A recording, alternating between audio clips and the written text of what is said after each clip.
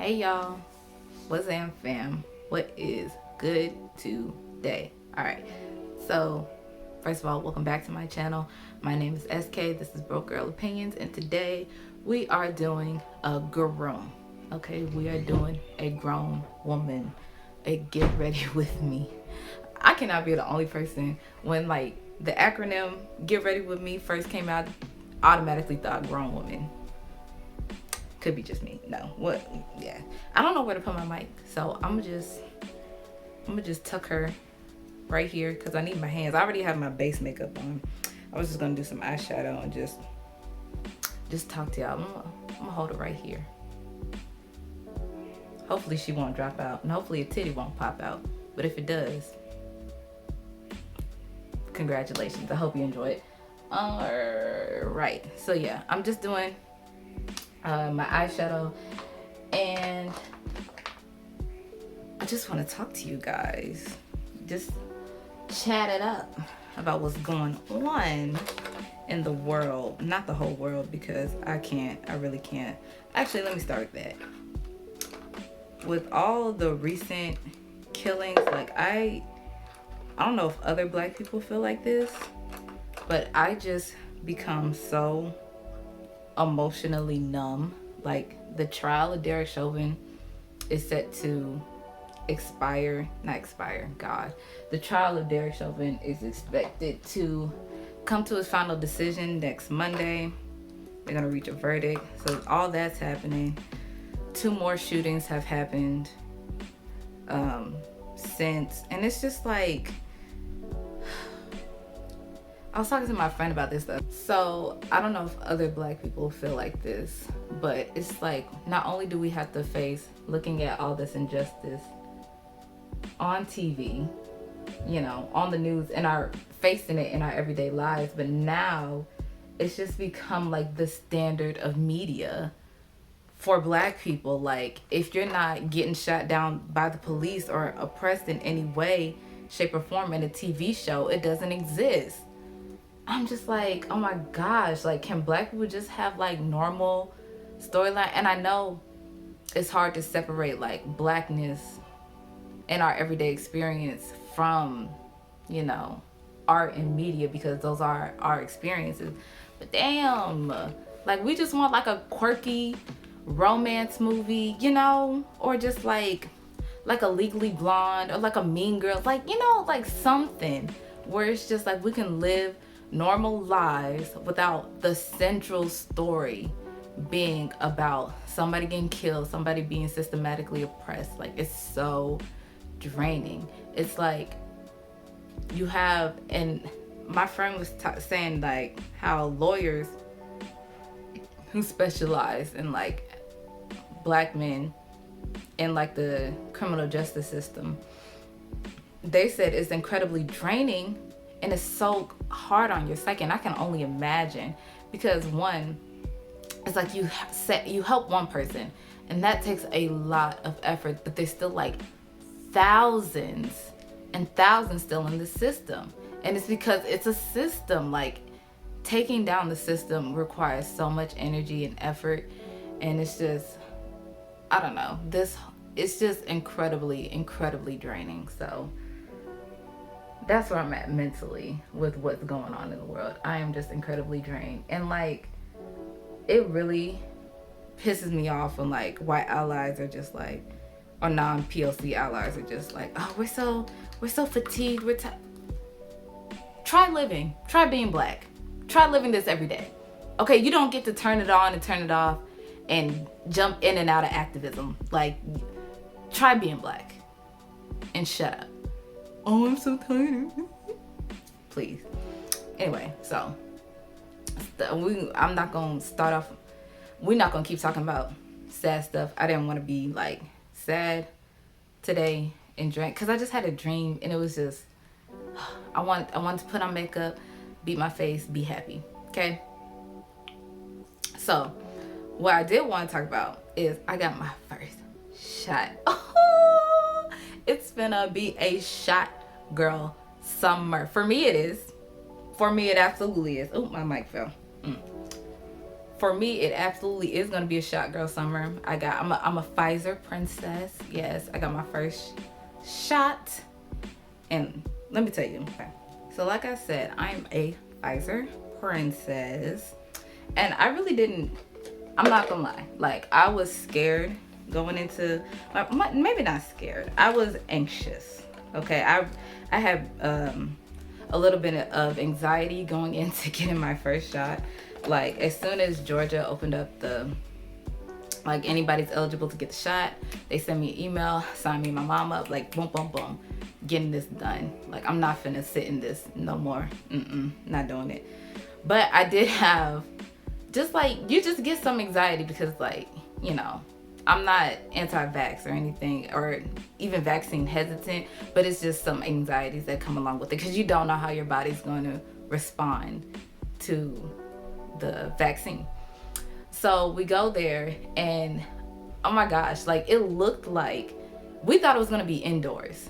No, it looked like, if you ever seen the Hunger Games Mockingjay, it's either part 1, part 2, but when they're like gathering like the soldiers and they're like staying in these little camps and it's like white tents and stuff, that's what it looked like. But it's like you just drove your car through, they stuck it in through the window, you in, you out, they have you pull around to like this parking lot, you stay there for like 10 to 15 minutes, and if you have any side effects, you're supposed to honk the horn, and you know, they'll come and take care of you like that. But when we went, it was me and my mom, and then my friend had scheduled it for the same day, so we also saw her there while we were getting our shot. And like, at first, like, we was chilling, you know, and we didn't really experience any side effects or anything like that while we were there. But then, like, as soon as we drove off the lot, that's when it was like, ooh, I'm starting to feel a little something. And it was funny because, like, I could just feel the vaccine working its way through my body. Like, at first, like, I felt a little pain in my chest, and then a little pain in my arm, and then like it'll just move like that. And then it was funny because when we were driving home at the same time, me and my mom at the same time was like, oh, I have a headache now, because like you feel it in your head, like right here. You could just feel the vaccine like working its way through your body. Y'all, full stop, I don't know what makeup look I'm going for today. I had this idea that I want to try out. If it just turns out ugly, then, you know, just pray for me. Anyway, but when I got home is when I started experiencing some symptoms, and it wasn't anything crazy. Like, I didn't experience anything crazy, but what it felt like, when my body started to feel like, it felt like I was sick, but I wasn't sick. Like, I didn't have any, like, I didn't have any sick symptoms. Like, I didn't have like a runny nose, or like I had like a slight fever, but it wasn't like, I just felt drained and felt fatigued. You know, like when your body is trying to fight something off, like that's how it felt. Like, it felt like my body was actively trying to fight something off, but I wasn't sick. It was just like draining, you know? Like, what I can compare it to is when you're like on your first or second day of your period, but you're not sick, but your body just feels very draining. Your body's like actively working on something. That's what it feels like. That's what I can compare it to. But other than that, I didn't really have, oh, I forgot. My arm was sore than a bitch. Oh my gosh. Like, my friend, because her arm got sore before mine, and she was saying, oh my gosh, my arm is so sore, my arm is so sore. And I was like, my arm is really that sore. Like, she was complaining that the lady was too rough with her putting in her shot. I was like, oh my gosh, you're so dramatic. It wasn't even that bad. But then as I got home in like day 2 of having, like, I couldn't even sleep on my, it was so tender. Like, moving in a certain way was a no-go. Like, baby, I felt it. Like, that was a little crazy. Like, I was supposed to wash my hair that day. That didn't end up happening. I couldn't even like lift my arm really. But they said that if you experience like tenderness or soreness in your arm, that means the vaccine's working. So we're just gonna go with that. Okay, like, cause it did stop after like day 2, but for those moments, that was like, what is going on? Like, I felt crazy. But they said like if you ever experience this, just continue to move your arm, just keep your arm mobile, because as soon as like you lay it dormant and it gets like stiff, that's when it really gets out of control. But yeah, that's all that I had. Now, they say symptoms are worse with your second shot. And like the day after I'm supposed to get my second shot, I'm supposed to be at my graduation ceremony. So I graduated 2020, but they're just not having a ceremony for us this year. And I'm also the valedictorian, so I'm supposed to speak of college, not high school. I don't know how old y'all think I am, but this is for college.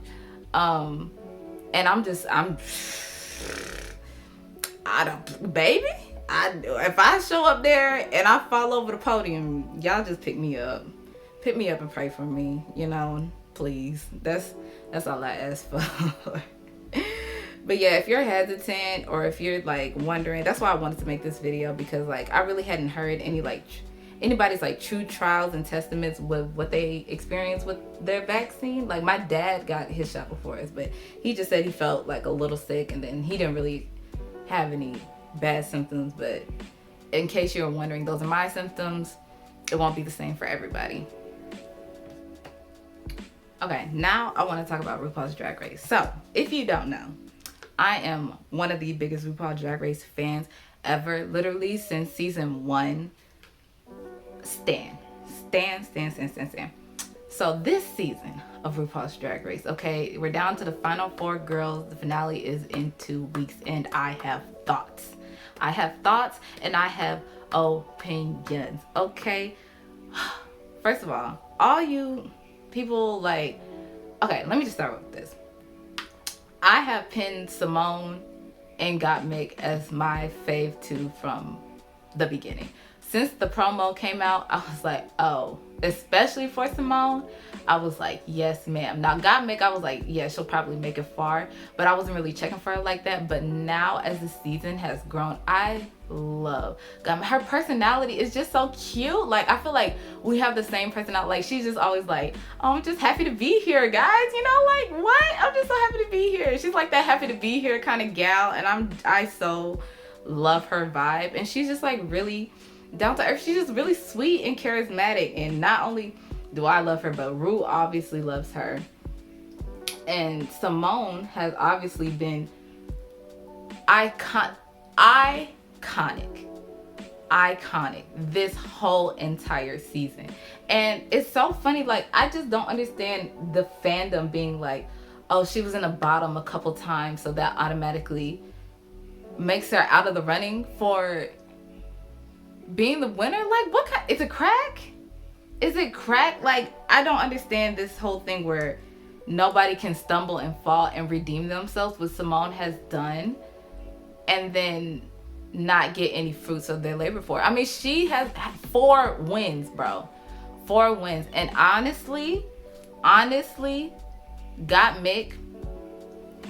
should have at least 4 wins too.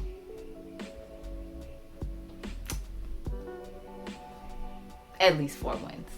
Okay. Now, let me say this too. All this Candy Muse hate, please, it's tired. It's tired and it's boring. Candy is entertaining. She's funny. Should she have been double saved? No, I don't agree that she deserved the double save with Simone. But she did. She's there. Okay. Just leave her alone. All this, I'm gonna leave Candy out the comments. Like, leave it alone. If you're Team Simone, Team Gottmik, yada, be that. But don't go bashing Candy, okay? Candy was honestly great from the first couple episodes, like until she got into it with Tamisha. And then that was kind of, But, ever since then, like, Candy has been solid. Like, she hasn't been the greatest, but she's been okay. Like, y'all really be doing the most. Now, for Miss Rose, I just don't understand it. I don't. And it's funny because if you like watching RuPaul's Drag Race commentary, don't just stop at the pit stop. Watch Sibling Watchery with Bob the Drag Queen and Monet Exchange. Watch their podcast because they give insights to the episode that I'd be like, yeah, thank you.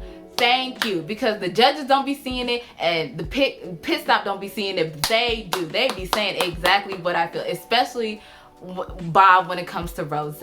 Like, it's like, yes, you can sing, act, do all this stuff. But like, where I just can't connect. Like, it's just like, and like people like, oh, it's the way the producers painted her this season. Like, I don't even really think it's that, because even Utica had an interesting edit. Okay, like she and her personality in some cases were just questionable, but like I enjoyed seeing Utica more than I enjoyed seeing Rose. Like every time Rose would come out, like it was just honestly, not my eyes would glaze over, but it was just like she was just so forgettable to me.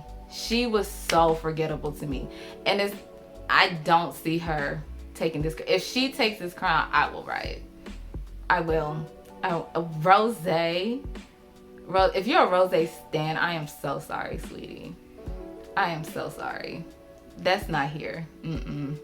No, ma'am. First of all, I can forgive, I can forgive you being like okay in the challenges if you have a bomb ass runway. Which, like, when Simone faltered, like at least her runways were just there. And so when Gottmik faltered, like at least her runways were immaculate. Rose has had one good runway. One. No, she had two. One was from the fashion show, the one with the cage piece. That was cute. And then her Red Devil Beast look. That's it. That Rose one was ugly. She always wears that. And she's like, I'm a fashion clown. Like, she would really do better if she just leaned more into fashion than trying to be this fashion clown. Like, it's just, it doesn't work for her. It doesn't work for you. But even like Utica is unconventional with her fashion, but it's still fashion. Give me something. Give me something. Don't just give me ugly just because you're a fashion clown. Okay, like I don't, and like Bob was saying, like I full stop believe that Gottmik should have won the Handy I Strength the Kids episode. Like Gottmik deserved that win under her belt. First of all, for that runway, along with her performance, and they had the nerve to give it to Rose. I was like, oh, ew. Like you cannot tell, like Rose. She overacted in that challenge, and it's like it's insane to me how they just like gloss over it. Like with Simone's comedy is very natural, it's very reactive, it's very responsive, which is the comedy that I like. Rose, like Bob would say, just throws in a funny face here and there and like memorizes her lines and everybody goes goo goo gaga, and that's just not the vibe that. And it's like like I said, she's very talented. She can sing. She did well in the Rusical episode. That was her shtick. I wasn't mad at that. She did well. But other than that, like, she's just been very, very boring to me. Like, very boring and very forgettable. And I hate referring to queens like that. But, like, I just don't understand the Rose hype. I just full stop don't understand the Rose hype. If it goes to Gottmik, I'm not mad. Like, I'm not mad. I think Gottmik's track record, like personality wise, and like she has shown the most growth across the season, which is why I think she warrants the crown. Like her, and like I said, she deserves some wins that she did not get. And it's the same thing. Like I felt the same way about All-Star season with Monet, Monique, and what's that girl's name? Damn. Whatever. With Monet, Monique, I felt like Monique had shown the most growth overall, and that she really deserved the crown. Like I love Monet, but I was full stop rooting for Monique to win that season. So there's my views on that. And like I said, the fashions, bring it to me. Like, and her final runway was That was your final runway? No, ma'am. No, ma'am. Please stop playing in my face. Like, especially when it comes to this. Like, I do not play when it comes to RuPaul's Drag Race. And I will riot, like, if Simone or Gottmik does not win. Hell, give it to Joey J before you give it to Rose. That was kind of mean. That was a little mean. But, like I said, I am full stop Team Gottmik, Team Simone. Yeah.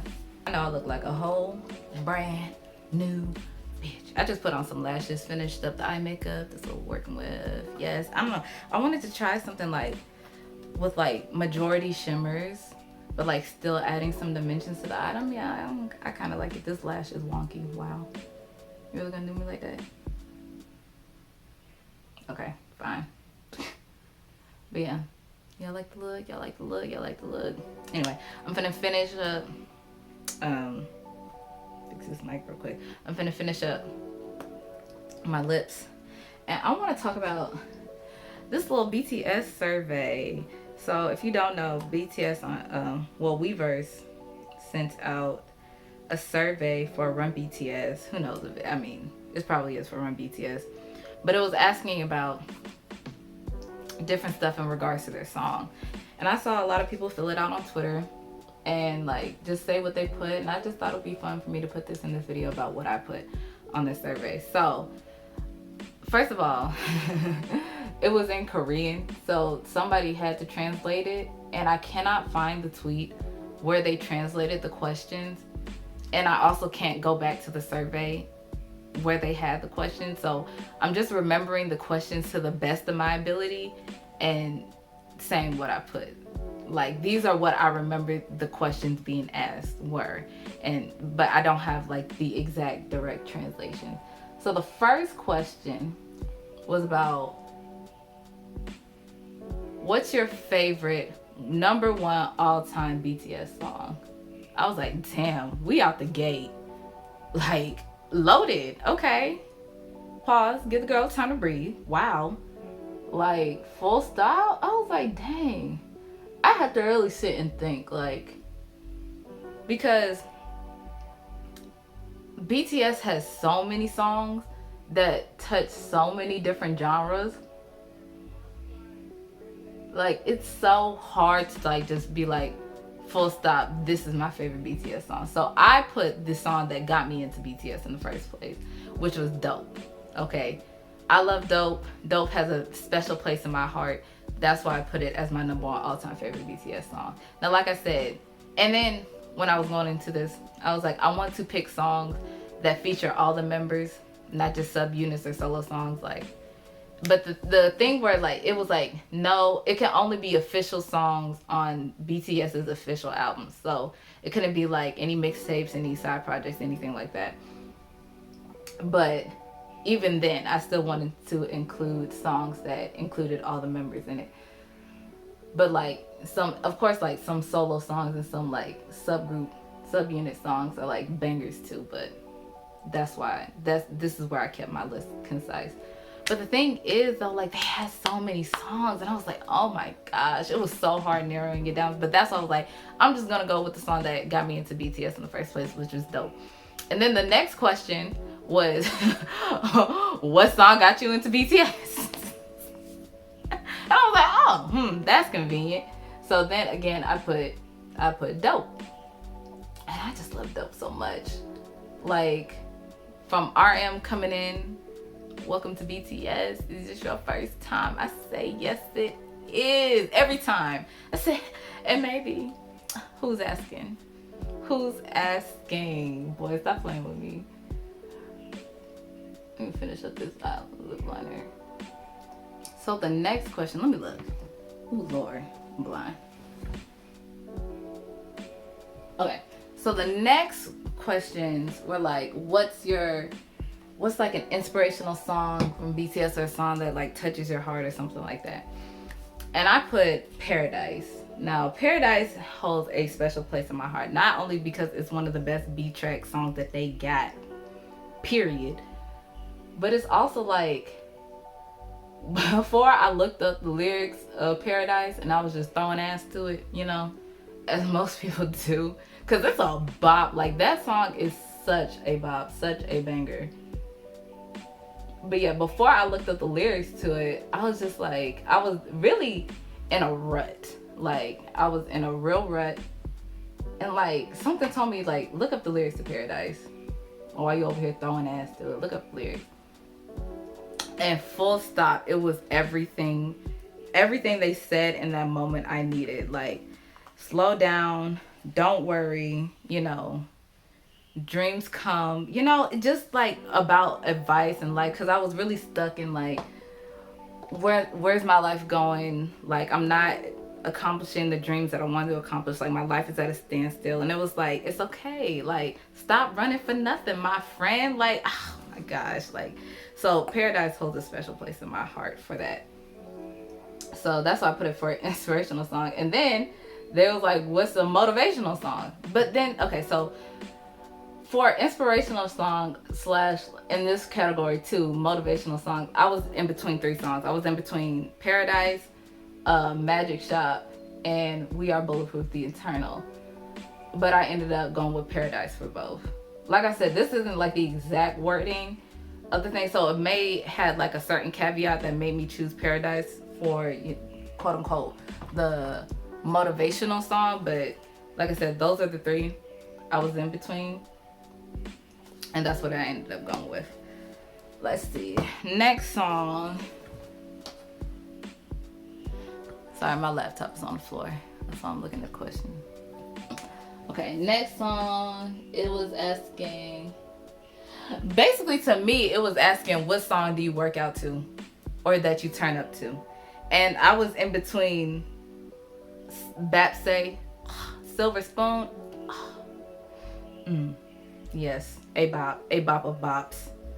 And so I was in between Bapse and Not Today.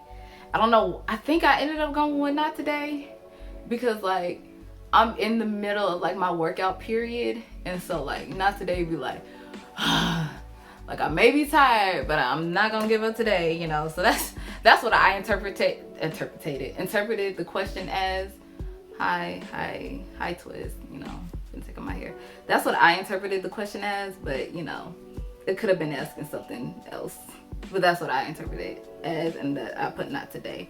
And the next question was like, what BTS song is like the best in like the summertime, like something like that.